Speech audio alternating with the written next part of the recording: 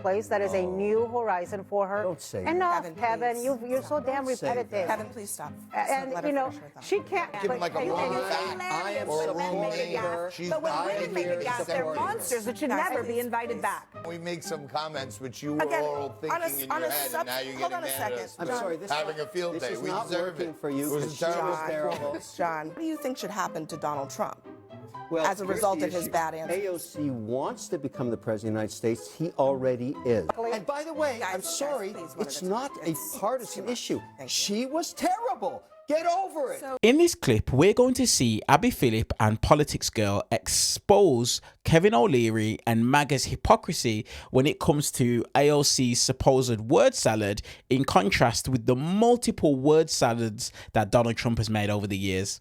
As usual, let's watch the clip in full. I'm going to give you guys my thoughts, my perspective, and my commentary towards the end. Let's get into it. Congresswoman Alexandria Ocasio-Cortez is facing a wave of criticism for this foreign policy flub at the Munich Security Conference. Would and should the U.S. actually commit U.S. troops to defend Taiwan if China were to move? You know, I think that this is such a, you know, I think that this is a, this is, of course, a very long-standing policy of the United States. And I think what we are hoping for is that we want to make sure that we never get to that point. And we want to make sure that we are moving in all of our economic research and our global positions to avoid any such confrontation and for that question to even arise. It should come as no surprise, MAGA is having a field day with this one. Move over Kamala. AOC just cooked up her own signature word salad on the global stage. She was taking her 2028 bike out for a spin. She hit the embankment. She flipped head over heels and went all the way down the mountain. It's her fault. After the word salad, AOC froze like a deer in headlights. To quote Billy Madison, everyone in this room is now dumber because of that answer. Thank you, AOC. A flub for AOC, but the question is also, what happens when the president, the actual president of the United States, does very similar things on the world stage? Listen. I watch our police and our firemen down in 7-Eleven, down at the World Trade Center. When I told them about Iceland, they loved me. Our stock market took the first dip yesterday because of Iceland. Shifting production to Thailand and to Vietnam. I saw words that was unsolvable. Azerbaijan and Albania. Miami has been a haven for those fleeing communist tyranny in South Africa. Nambia's health system is increasingly self-sufficient. We all know the great Prime Minister of the UK, and we just signed a document. This is, sorry about that.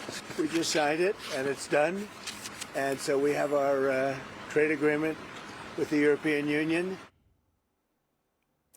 So look, I'll give you that AOC probably should have been more ready for that question, but are we going to really pretend that the actual president of the United States has not made similar or perhaps worse flubs on the global stage? Yeah, I don't think we have to pretend. Everyone makes some flubs. We're all TV personalities. We have mistakes here and there. But it's interesting that you would play 10 consecutive clips of Trump actually saying things. Maybe they may not have been pertinent or taken out of context. Incorrect but you played one of Alexandria Ocasio-Cortez, which the whole world is still trying to figure out exactly what she was saying. So, you know, the big buzz now is maybe Kamala, AOC, 2028. I say, bring that on based on that performance right there. Yeah, listen, stumbling over your words for 15 seconds is not the same as being incoherent or uneducated on foreign policy. That was incoherent. She had a ton of amazing answers in that same interview, which we are not playing. We are playing in its entirety, which we do not do for the president.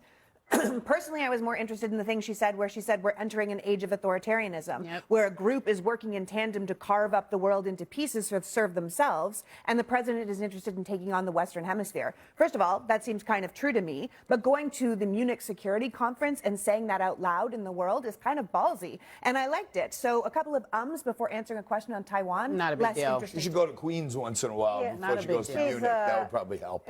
She has gone to Queens a few times, and she's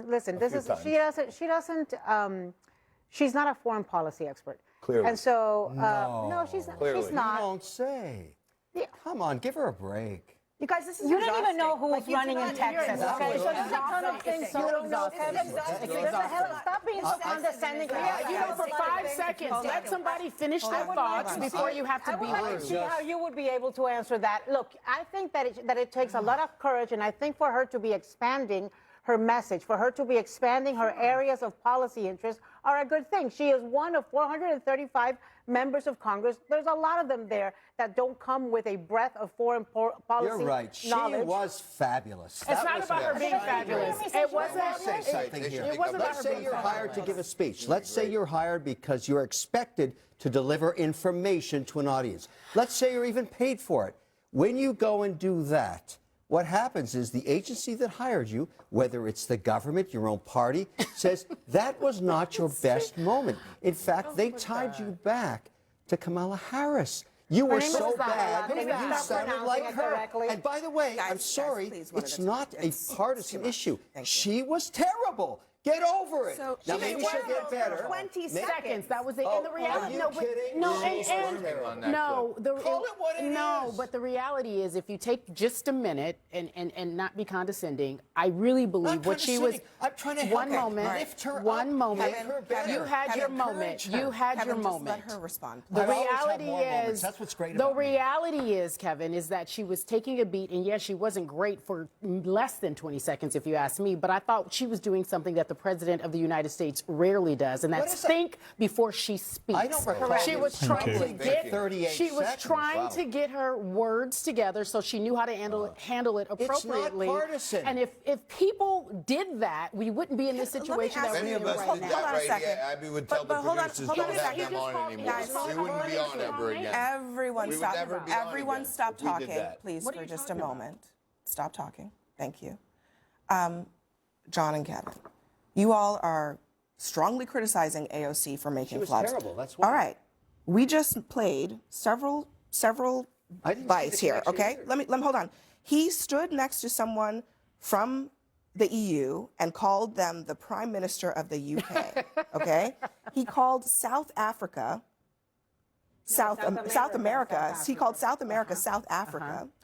He called Greenland, Iceland. He called Namibia, Nambia. So my question to you is, okay, bad answers. What do you think should happen to Donald Trump as a here's result the of his issue. bad answers? AOC wants to become the President of the United States. He already is. Okay, so he's not worried about running again. So what are you saying? She's trying to become So what are you president. saying, that it's okay, no consequences because he's already president? No, I'm just saying that moment was not her best. And I, above all of the rest of you, I am encouraging her to say, listen, watch the tape, don't do that again, or you'll be compared to word salad girl What in the about last when election. Donald Trump, in 2024, said, I think Taiwan should pay us for defense? Yeah, but I'm sorry, it's I don't not think that working, we're Abby. any different from an She was insurance terrible. policy. He Let's was running. focus on he was her. running for president at that time. Let's lift her He up. says, Let's I help don't think her. we're any different from an insurance policy. Why are we doing this? When he was asked if the United States would defend what does that Taiwan. have to do with her so performance? even on the Trump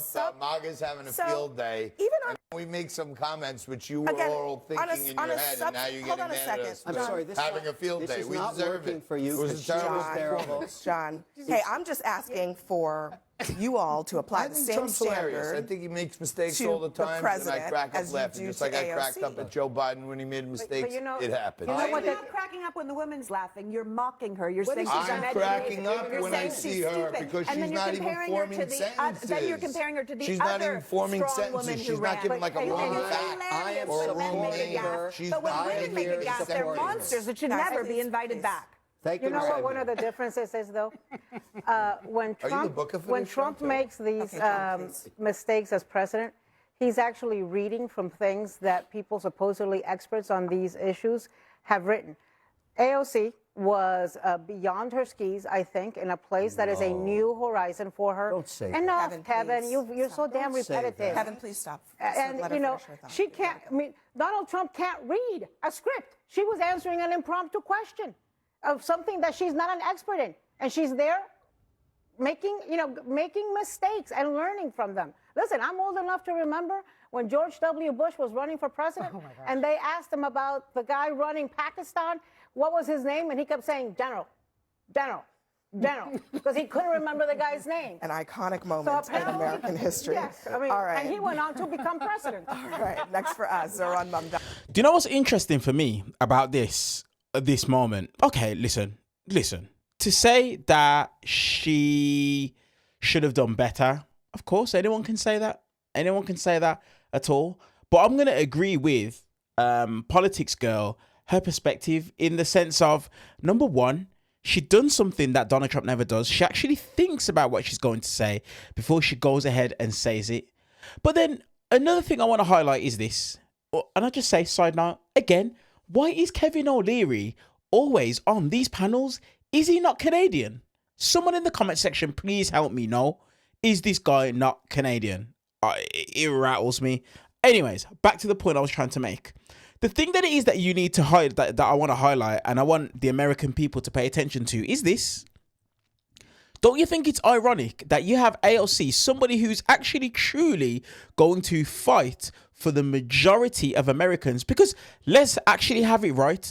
The majority of people that live in the United States, citizens within the United States, aren't rich, aren't wealthy. Majority of them are probably struggling. And some of them are going to be the same people, the same individuals that are there mocking AOC.